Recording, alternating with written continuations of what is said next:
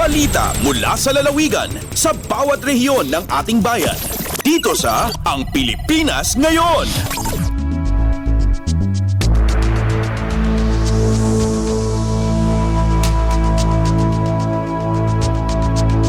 Dumako na tayo sa ating regional news. Unahin natin ang mga balita mula sa rehiyon ng Luzon, mula sa Dagupan. Department of Agriculture Regional Office 1 nag-inspeksyon sa mga binigyan ng makinarya para sa mga magsasaka sa isang bayan sa Pangasinan. Ang detalye ng balitang ito mula kay Sarah Cayabyab.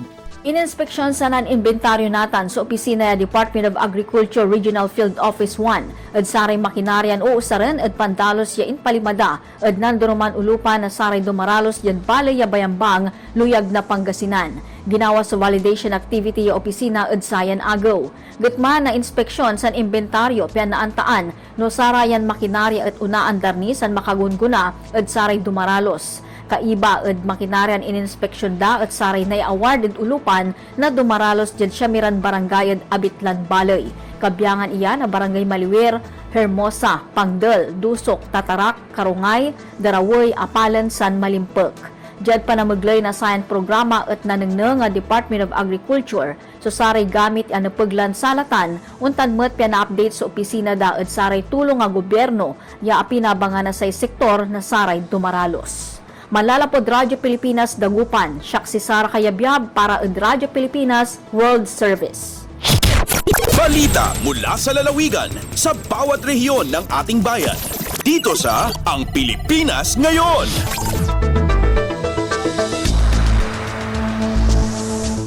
Maraming salamat kay Sarah mula dyan sa Dagupan. Samantala, dumako naman tayo sa Bontoc.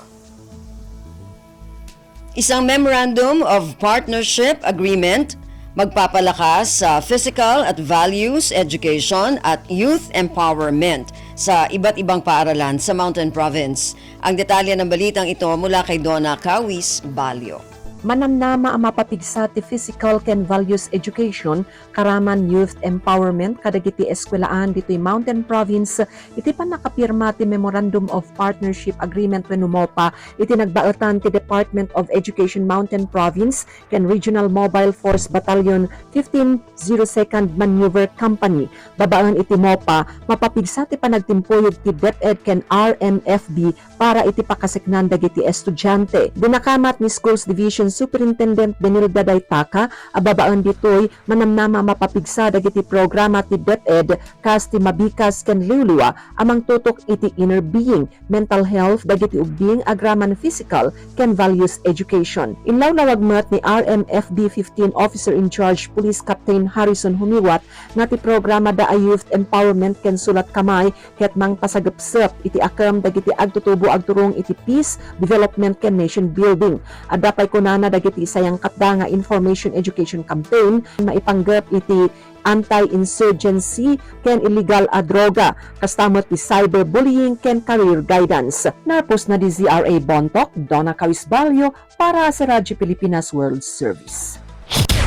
Balita mula sa lalawigan sa bawat rehiyon ng ating bayan. Dito sa Ang Pilipinas Ngayon. Maraming salamat, Donna. Yan ang ulat mula sa Bontoc. Dumako naman tayo sa Tabuk. Price monitoring ng bigas sa lungsod ng Tabuk nagpapatuloy. Ang detalye ng balitang ito mula kay Renzi Roaquin. Tultuloy iti inspeksyon ken monitoring kalagiti rice retailers dito siyudad iti Tabuk kas panang surot iti Executive Order 39 wenno mandated price ceiling iti bagas ngayon paulog ni Presidente Ferdinand Marcos Jr. In pakamorito ni Senior Trade Industry Development Specialist ti DTI Kalinga, Maria Cecilia Baral. Karaban iti dito nga panagtignay iti Local Price Monitoring Coordinating Council iti CTLGU kastamot dagiti kamang iti national agencies iti NFA, DILG kan DTI.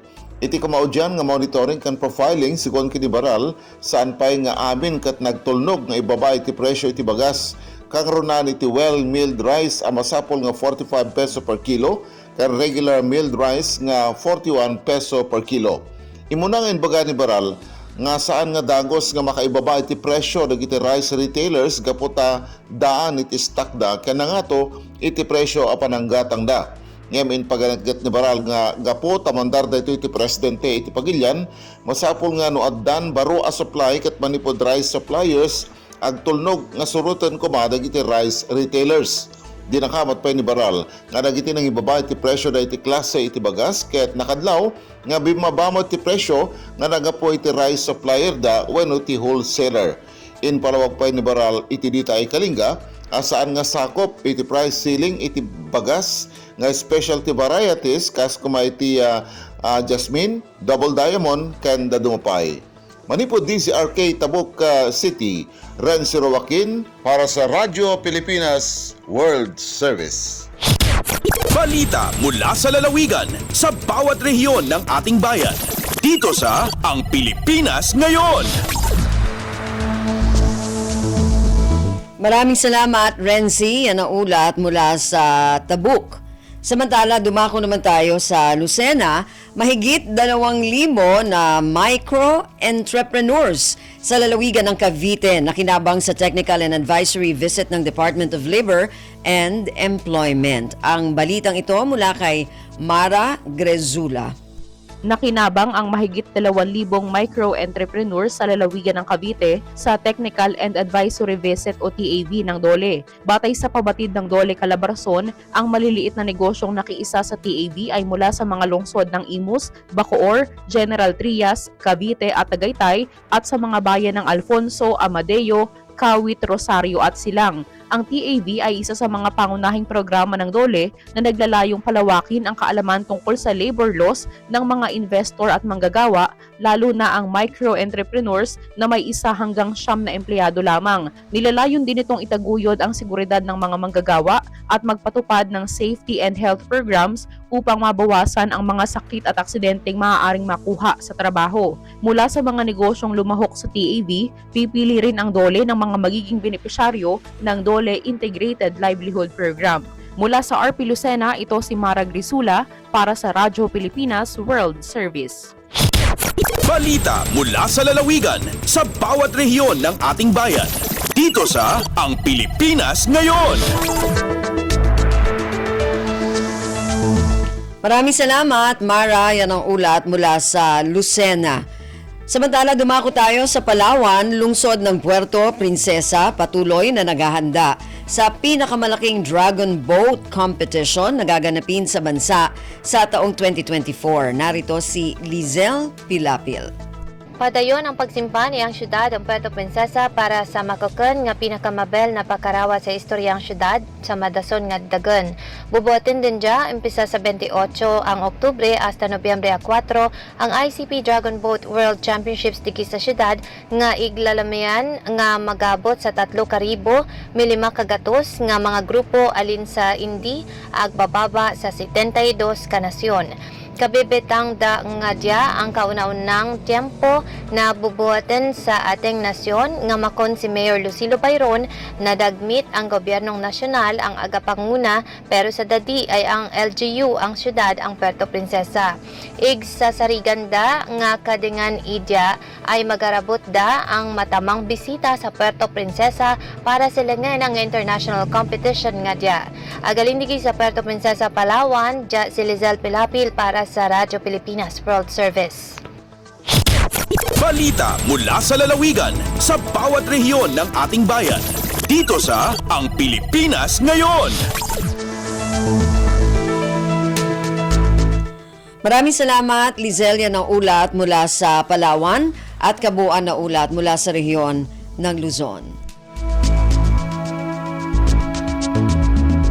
Dumako naman tayo sa rehiyon ng Kabisayaan mula sa Calbayog. Department of Public Works and Highways, Samar 1st District Engineering Office nagtayo ng kalsada sa munisipyo ng Almagro, Samar. Ang detalye ng balitang ito mula kay Suzette Pretencio.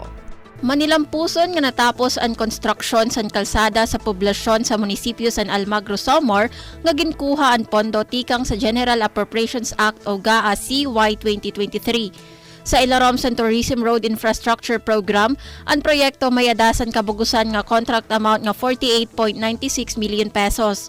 Ang ini nga proyekto, usa nga 1,053 meters Portland Cement Concrete Pavement o PCCP nga may adasan kahilapad nga 6.1 meters.